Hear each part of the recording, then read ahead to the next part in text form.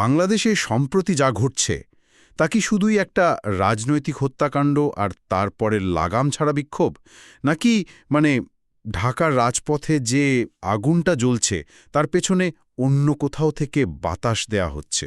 এই প্রশ্নগুলোই এখন ঘুরপাক খাচ্ছে সবার মনে। আর দেখুন, যখন নিজের দেশের পরিস্থিতি নিয়ে বাইরের কোনো উৎস থেকে এমন বিস্ফোরক তথ্য আসে, তখন তাকে এক ফুৎকারে উড়িয়ে দেওয়া যেমন ঠিক না, তেমনি চোখ বন্ধ করে বিশ্বাস করাটাও কিন্তু বিপজ্জনক। ঠিক, সত্যটা প্রায়শই এর মাঝামাঝি কোথাও থাকে। আর আজ আমাদের আলোচনার কেন্দ্রে আছে ঠিক তেমনই একটা উৎস, ইনকিলাব মঞ্চের মুখপাত্র শরীফ ওসমান হাদির হত্যাকাণ্ড আর তার জেরে দেশজুড়ে যে তীব্র অস্থিরতা। প্রথম আলো, ডেলি স্টার, এমনকি ছায়ানটের মতো প্রতিষ্ঠানেও যে হামলা হলো। এসব কিছুর পেছনে এক ভিন্ন এবং বেশ ভয়ঙ্কর একটা ছবি আঁকার চেষ্টা করেছে পাকিস্তানের প্রভাবশালী পত্রিকা টাইমস অফ ইসলামাবাদ। তাদের প্রতিবেদনে সরাসরি ভারতের গোয়েন্দা সংস্থা মানে রিসার্চ অ্যান্ড অ্যানালাইসিস উইংয়ের বিরুদ্ধে বাংলাদেশে গৃহযুদ্ধ তৈরির পরিকল্পনার অভিযোগ তোলা হয়েছে। এটা তো সাংঘাতিক একটা অভিযোগ। এটা শুধু একটা সংবাদ প্রতিবেদন না, এটা একটা রাজনৈতিক বোমা ফাটানোর মতো। চলুন আজ এই প্রতিবেদনটা নিয়ে একটু কাটাছেড়া করা যাক, দেখি এর ভেতরে আসলে কি আছে। এখানে ঠিক কি বলা হয়েছে, এই দাবির পেছনের রাজনৈতিক সমীকরণগুলো কি, আর বাংলাদেশের জন্য এর পরিণতি কতটা মারাত্মক হতে পারে সেটাই আমরা খতিয়ে দেখব। এই আলোচনাটা এখন খুব জরুরি, কারণ একটা পাকিস্তানি গণমাধ্যমের রিপোর্ট ভারত-বাংলাদেশ সম্পর্ক নিয়ে এতটা গুরুত্ব পাওয়ার কারণ হল এটা আসলে শুধু দুটো দেশের বিষয় না। এটা আরও বড় কিছু। হ্যাঁ, এটা দক্ষিণ এশিয়ার ক্ষমতা আর প্রভাব বিস্তারের এক বৃহত্তর দাবাবোর্ডের খেলা, যেখানে বাংলাদেশ এখন অন্যতম প্রধান একটা ঘটি হয়ে উঠেছে আর কি। তাহলে মূল অভিযোগটা দিয়েই শুরু করা যাক। টাইমস অফ ইসলামাবাদের প্রতিবেদনের সবচেয়ে বিস্ফোরক দাবিটা হল নাকি বাংলাদেশে ৭১ সালের মুক্তিবাহিনীর আদলে একটা নতুন সশস্ত্র ফোর্স বানাচ্ছে। এখানে একটু থামা দরকার। মুক্তিবাহিনীর মতো ফোর্স, এই শব্দগুচ্ছের ব্যবহার কিন্তু সাংঘাতিক তাৎপর্যপূর্ণ। আচ্ছা, দেখুন, মুক্তিবাহিনী বাংলাদেশের ইতিহাসে শুধু একটা গেরিলা বাহিনী না, এটা একটা জাতির জন্ম, আবেগ আর আত্মত্যাগের প্রতীক। ঠিক। এই তুলনাটা ব্যবহার করে অভিযোগটিকে এমন এক জায়গায় নিয়ে যাওয়া হয়েছে যা বাংলাদেশের মানুষের অনুভূতিতে সরাসরি আঘাত করে। এটা শুধু সামরিক কৌশল থাকে না, এটা একটা মনস্তাত্ত্বিক যুদ্ধ হয়ে ওঠে। আর ঠিক এই কারণেই বিষয়টা এত স্পর্শকাতর। প্রতিবেদনে আরও বলা হচ্ছে, এই ফোর্সের মূল উদ্দেশ্য হবে বাংলাদেশে একটা গৃহযুদ্ধের মতো পরিস্থিতি তৈরি করা, দেশের বিভিন্ন জায়গায় গুপ্ত হামলা চালিয়ে একটা চরম বিশৃঙ্খল অবস্থা তৈরি করা আর কে। এর সাথে যদি আমরা সম্প্রতি ভারতে বাংলাদেশি সন্দেহে একজনকে পিটিয়ে মারার খবরটা মিলিয়ে দেখি, তাহলে বোঝা যায় কিভাবে দুই দেশের সাধারণ মানুষের মধ্যে একটা বৈরী মনোভাবকে আরও উস্কে দেওয়া হচ্ছে। গোয়েন্দা সংস্থাগুলোর কার্যপদ্ধতি যদি আমরা দেখি, তাহলে প্রতিবেশী দেশে অস্থিরতা তৈরির জন্য প্রক্সি বা ছায়াশক্তি ব্যবহার করা তাদের জন্য নতুন কিছু না, এটা বহু পুরনো কৌশল। কিন্তু একটা দেশের জাতীয় আবেগের সাথে জড়িত নাম ব্যবহার করে সরাসরি এমন একটা বাহিনী গঠন করার অভিযোগ কতটা বাস্তবসম্মত তা নিয়ে প্রশ্ন তোলার সুযোগ থাকে। মানে এর ঝুঁকি অনেক। অবশ্যই, ভারতের জন্য এই ঝুঁকি নেওয়াটা প্রায় আত্মঘাতী সিদ্ধান্তের মতো, যদি না এর পেছনে আরও অনেক বড় কোনো হিসাব থাকে। ঠিক। আর এই ঝুঁকিটা ভারত কেন নিতে যাবে, সেই প্রশ্নটার উত্তর খুঁজতেই হয়তো আমাদের এই পুরো সংকটের শুরুর দিকে তাকাতে হবে, মানে শরীফ ওসমান হাদির হত্যাকাণ্ড। একদম। হাদি শুধু ইনকিলাব মঞ্চের একজন মুখপাত্র ছিলেন না, তিনি ২০২৪ সালের শেখ হাসিনা বিরোধী আন্দোলনের অন্যতম পরিচিত মুখ ছিলেন।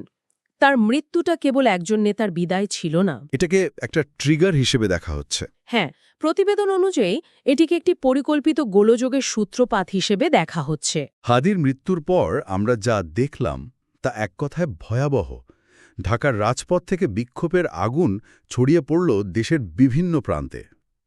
উত্তেজিত জনতা প্রথম আলো আর ডেলি স্টারের মতো দেশের প্রধান দুটি মিডিয়া হাউসের অফিসে আগুন ধরিয়ে দিল। কিন্তু সবচেয়ে মর্মান্তিক ছিল ছায়ানটের মতো একটা সাংস্কৃতিক প্রতিষ্ঠানে হামলা। একটা মাত্র হত্যাকাণ্ড কিভাবে একটা দেশের রাজনৈতিক অস্থিরতাকে একেবারে চরম পর্যায়ে নিয়ে যেতে পারে, এটা তার একটা জ্বলন্ত উদাহরণ। কিন্তু প্রশ্ন হল, ক্ষোভের বহিঃপ্রকাশ হিসেবে গণমাধ্যম বা সাংস্কৃতিক প্রতিষ্ঠানকে কেন টার্গেট করা হলো? প্রতিবেদনে বলা হয়েছে, এর পেছনের কারণ নাকি প্রতিষ্ঠানগুলোর ভারত ঘেঁষার নীতি। শেখ হাসিনার সরকারের পতনের পর যে ভারতবিরোধী মনোভাব তৈরি হয়েছে, এটা তারই বহিঃপ্রকাশ।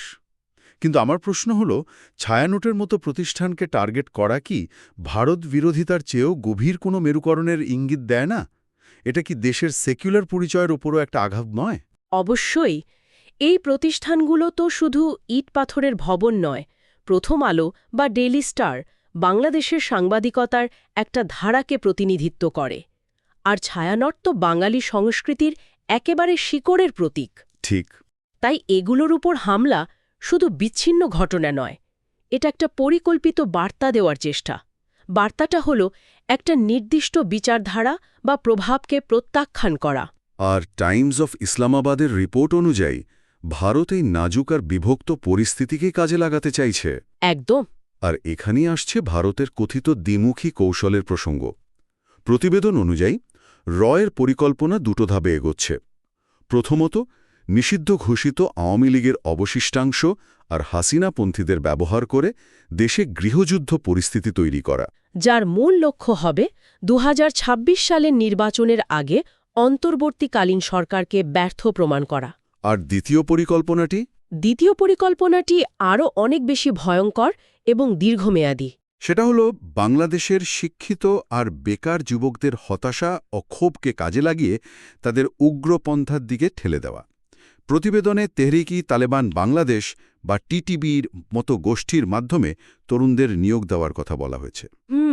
এদের দিয়ে দেশের ভেতরে সন্ত্রাসবাদী হামলা চালানো এবং বিদেশে জঙ্গি হিসেবে পাচার করার একটা নীলনকশা তৈরি হয়েছে বলেও দাবি করা হয়েছে। এই অভিযোগটা কিন্তু খুবই গুরুত্বপূর্ণ, আর এর দুটো দিক আছে। একদিকে এটা যেমন বাংলাদেশকে আন্তর্জাতিকভাবে কোণঠাসা করার একটা ক্লাসিক কৌশল। কিভাবে? কোনো দেশকে যদি ব্যর্থ রাষ্ট্র বা জঙ্গিদের স্বর্গরাজ্য হিসেবে প্রতিষ্ঠা করা যায়, তাহলে সেখানে আন্তর্জাতিক হস্তক্ষেপের পথ খুলে যায়। আচ্ছা।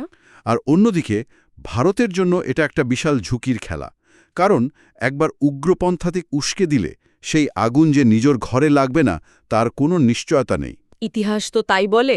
হ্যাঁ, ইতিহাস সাক্ষী আছে। প্রক্সি শক্তি প্রায়শই তার সৃষ্টিকর্তার নিয়ন্ত্রণের বাইরে চলে যায়। কিন্তু ভারত কেন এমন একটা বিপজ্জনক খেলা খেলতে যাবে? প্রতিবেদনে বলা হচ্ছে এর মূল উদ্দেশ্য হল পাকিস্তান আর চীনের সাথে বাংলাদেশের ক্রমবর্ধমান ঘনিষ্ঠতাকে যে কোনো মূল্যে থামানো। ঠিক তাই। অবশ্য ভারতের দৃষ্টিকোণ থেকে দেখলে হয়তো অন্য একটা ছবিও পাওয়া যেতে পারে। যেমন? তারা হয়তো বলবে, বাংলাদেশে চীন পাকিস্তানের প্রভাব বৃদ্ধি তাদের জাতীয় নিরাপত্তার জন্য সরাসরি হুমকি, আর একটা অস্থিতিশীল বাংলাদেশ তাদের জন্য একটা স্থিতিশীল কিন্তু প্রতিপক্ষভাবাপন্ন বাংলাদেশের চেয়ে কম ঝুঁকির। এটা একটা নিষ্ঠুর ভূরাজনৈতিক হিসাব। বৃহৎ শক্তিরা প্রায়শই এভাবে চিন্তা করে। তার মানে আমরা যা দেখছি তা আসলে বাংলাদেশের অভ্যন্তরীণ রাজনীতির চেয়েও অনেক বড় একটা দাবার চাল। আর এর পেছনে ভারতের মূল ভয়টা কি? প্রতিবেদন অনুযায়ী ভারতের মূল ভয় হল বাংলাদেশের ওপর থেকে তাদের একছত্র ভূ-রাজনৈতিক নিয়ন্ত্রণ হারানো।